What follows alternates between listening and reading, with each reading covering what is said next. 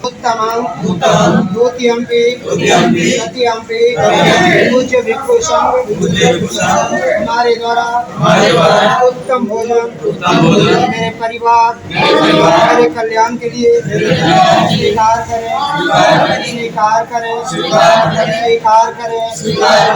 दानं देमि पूजेमि परिपूरयन्ति भिक्षु संघो साधु साधु साधु इच्छितं पचितं स्वीयं दानं देहि पूजेमि परिपूरयन्ति भिक्षु संघो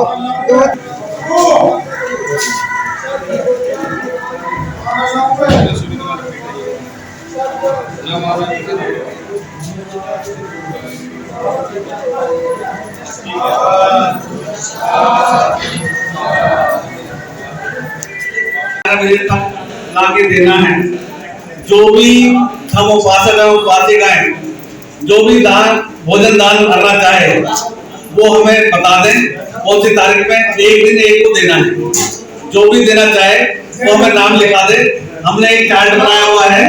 इस चार्ट पे डेट वाइज हम उनका नाम लिखेंगे और उस तारीख को वो भोजन उनको लेके आना है। उसमें सिंपल खाना लेके आना है। वो 3 महीने के बीच में आप भी जब भी भोजन दान करना चाहे वो अपना नाम उसी डेट के हिसाब से वहाँ बता दें। हम उसी डेट पर सभी लोग 11:30 बजे तक भोजन लेकर आ जाएं। और संडे को दिन रविवार के दिन सभी बंदे जी वो दिनचर्या करेंगे, पैदल जाएंगे क्षेत्र वाइज। और जिन जो भी धर्मोपासक उपासिकाएं अपने यहाँ बुद्ध वंदना कराना चाहे तो हर संडे में एक दिन वो अपने यहाँ बुला सकते हैं और वहीं पे ही उनका भोजन दान होगा। 3 महीने तक कंटिन्यू धर्म चर्चा सीखेगा, पढ़ेंगे, अध्ययन करेंगे और आपको भी सिखाएंगे। आप सुबह को 7:30 बजे से लेकर 8:30 बजे तक वंदना में शामिल हो सकते हैं। अब शाम को भी यही टाइमिंग है 7:30 से 7:30, क्योंकि बिना नियम से हमारा देश भी आजाद नहीं हो। नहीं घर की वही चलता है तो उसमें क्या होता है नियम होता है। बिना नियम के कोई भी कार्य करेंगे तो वह हो जाएगा, असफल हो जाएगा। इसलिए बुद्ध हमारे आज जो हम इस अधिष्ठान को ग्रहण किए हैं इसका प्रमुख अर्थ जो है यही है कि बुद्ध ने ज्ञान प्राप्ति के बाद 3 महीने का जो अवसर है वो एक जगह बिहार में चाहे कोई उच्च स्थान पे चाहे कोई बाबा साहब का पुण्य हो एक जगह रुक करके वह भोजन एक टाइम का ग्रहण करके अपने जीवन के साथ साथ औरों का जीवन क्या बनाएंगे इसलिए उनको क्या करते हैं कुपोषण का मतलब क्या होगा आधे दिन का उपवास।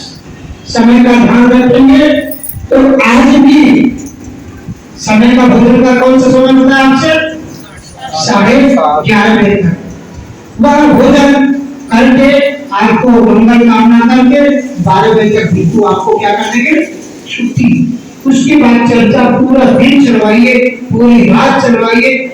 अब हर गलियों में हर संडे को आप लोगों की ये ड्यूटी बनती है, जिम्मेदारी बनती है कि हम अपने गली में सबको सूचित करें कि हमारे इस पूरे बिहार में कौन रह रहे हैं भिक्षु रह रहे हैं, भक्ति जी रह रहे हैं और इनका धर्म के विषय में चर्चा, धर्म के विषय में ज्ञान पे चर्चा और ज्ञान का मार्गदर्शन हो रहा है। आप लोग अपनी गली में अपने घर पे भोजन दान के लिए आमंत्रित कर सकते हैं और साथ में इनको गलियों से लेकर के अपने घर तक आएंगे। रास्ते में जितने लोग मिलेंगे उसको कोई देगा, कोई जल देगा, कोई नमन करेगा, अपने घर ले जाइएगा, वहाँ भोजन वंदना होगी, वहाँ वंदना के बाद उपदेशना होगी, फिर भोजन दान होगा, फिर अपने बिहार पे आ सकते हैं।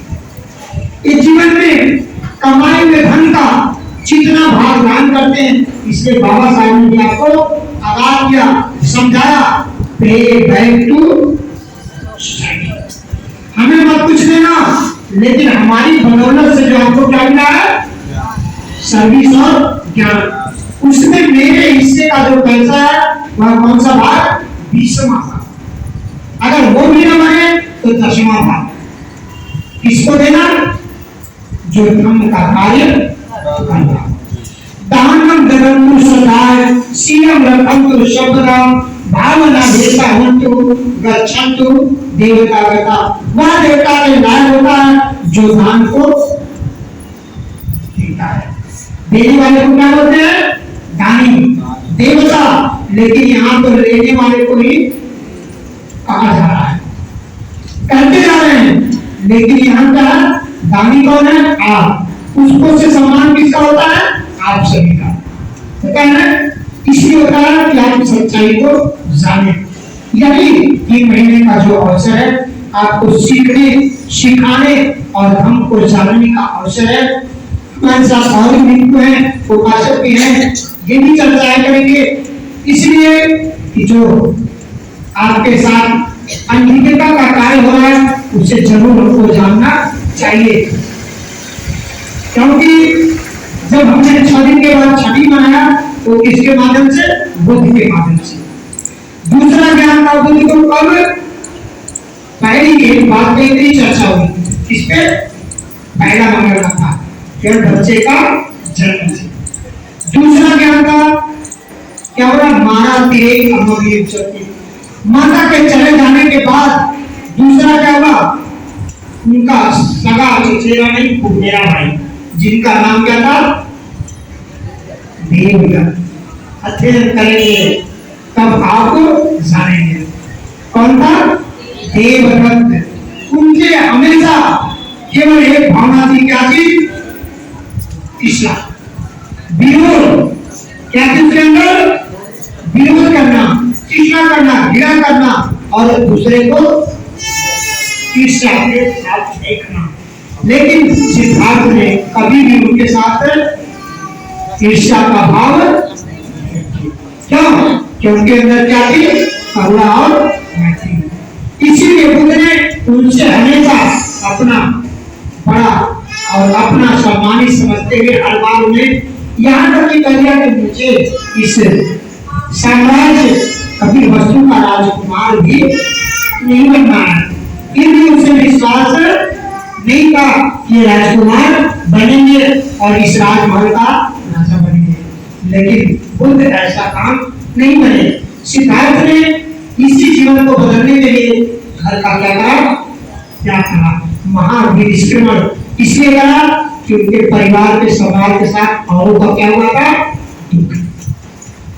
तीसरी घटना, नागागिरी, एक बहुत विशाल हाथी जो उस जंगल में पाला हुआ हाथी था, सबसे विशाल बनाया था। उसे देखकर ने बुद्ध को खत्म करने के लिए क्या किया, मदिरा पिलाया और कहा जाओ बुद्ध को उछल लो। लेकिन जब हाथी आया तो बुद्ध की करुणा और मैत्री की भाषा सुना, कोई चमत्कार नहीं, बुद्ध के विचारों को सुना कि इंसान को जानवरों से क्या करना चाहिए, प्यार करना चाहिए। तो जब ये वाणी सुना तो वो जानवर भी क्या हो गया, परिवर्तित हो गया और जाकर स्नान किया नदी में, और नदी से क्या लाया, फूल, और क्या लाया, जल ला करके बुद्ध के चरणों में पुष्प को रख करके जानवर जब क्या करा,